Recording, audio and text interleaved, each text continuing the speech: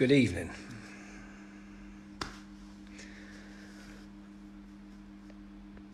Two people.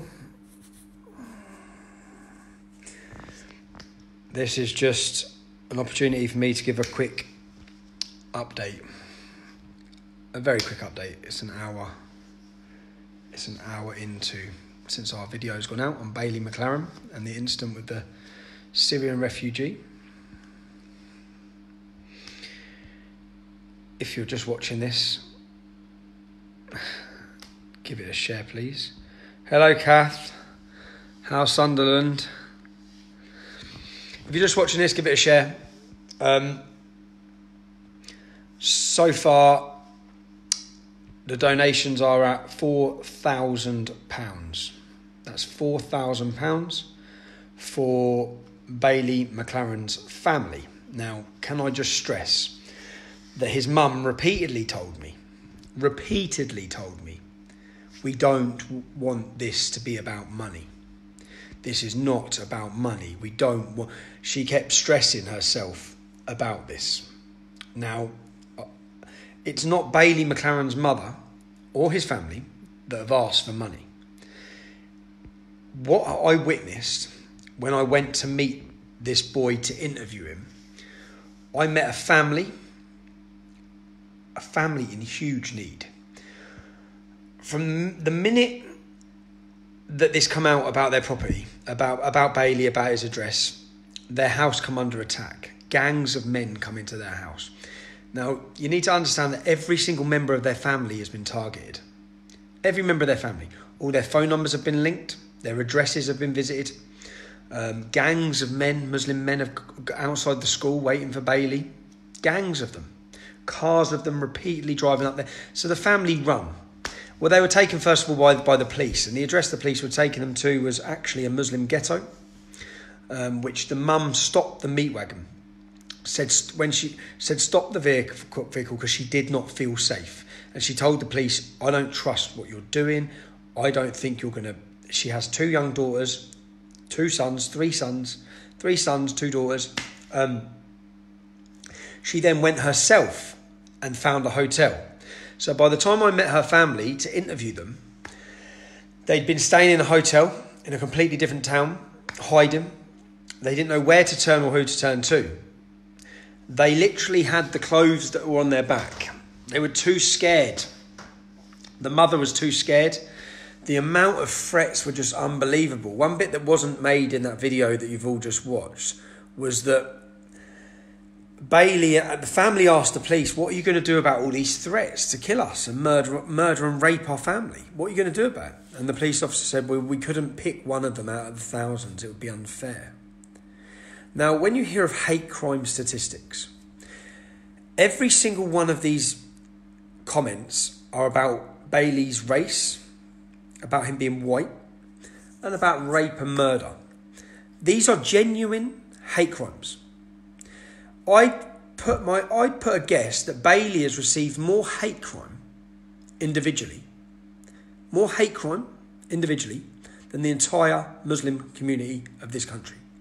But the headlines you'll all read about is hate crime on the rise against Muslims. Muslims, name after name after name after name, have willingly committed hate crime against Bailey, against his family, and not one of them will face arrest or prosecution. Because, as the police said, there's too many. If there's too many, you arrest every single man that has threatened to rape those children. That's your job. That's what you should do. But because, of course, imagine being that family.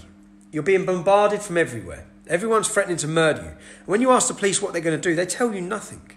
We're going to do nothing. We're going to do nothing. So I looked and said, where are you staying tonight? Where are you as a family staying tonight? We don't know. We don't know. Bailey's mother had spent their Christmas money that she had saved up for on hotel rooms.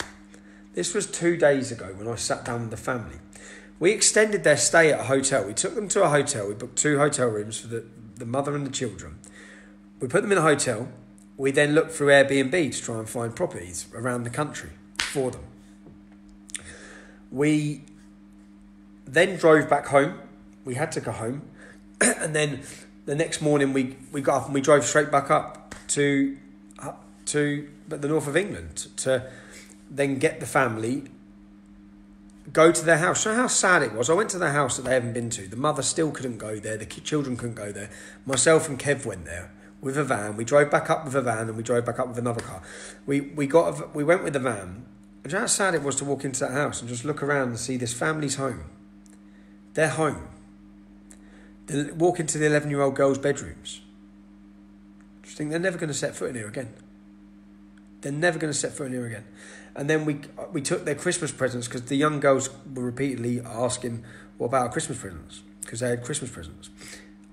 And we filled the van with what we could. But they left their house with just the clothes on their back. And they were on the run for 4 days. With no help. In fact, the only help that was offered to them was to relocate them into a Muslim ghetto, surrounded by drugs and prostitutes. Nice one. That seems legit. Seems fair. The police officer that was dropping to them, I'm not saying any accusation here, but the police officer that was dropping them in a meat wagon to that place was a Muslim police officer. Nice one. Especially in Huddersfield, because there's probably not even that many Muslim police officers in Huddersfield. But anyway, the whole situation stinks. What was allowed to happen to this family is an absolute disgrace. All of the celebrities who made it their business to comment on this and encourage, that's what you've done. You encourage 2 children having a disagreement in the classroom and on a school playing field. You encouraged a huge backlash against that child and his family, which has resulted in a family having to be relocated forever and can never footstep in their hometown again. The relocation of those 11-year-old children, their friends, their family, everything. We went up the next day and temporarily we moved the family to a safe house. So they are currently safe and trying to get some comfort. Now, all the people who are donating, thank you for donating to this family, because this is a real family in need. 3 weeks before Christmas. Think of the upheaval for each one of those children. Being taken from their home, running, scared, terrified. Every single person who's friends with Bailey or with any of their family on Facebook have been bombarded with threats of murder and rape. Every single one of them. And his friends are running and hiding. Everyone's so scared. All the other parents are scared. And all of this has gone on in full view of all of the media, and not one of them reported any of this. No one's reported any of it. It's still just Syrian refugee bullied. Big horrible Bailey. That's the story that's been portrayed. Still now. The little Syrian kid gets £158,000 to relocate his family. No one's threatening his family. I haven't read one single threat to murder him or rape his mother or his sister. I haven't read anything. The police then, the mother you saw me interviewing, the police went to her house before I interviewed her and said, you need to be very careful, there's threats. This is because they're aware that the reason Jamal broke his arm was because he had a 12-year-old son in a headlock. So the probability that this story may come out, the police are already knocking at the door, pre-warning them they're in danger. Nice. The police are making the rounds, making sure that everyone's aware and scared that they should keep their bloody mouth shut about everything and anything that happened around this Syrian refugee child. So, do you know what? I've got children. My daughter's the same age as these 2 twin girls. And do you know how sad it was? It was sad and really sad. And Kev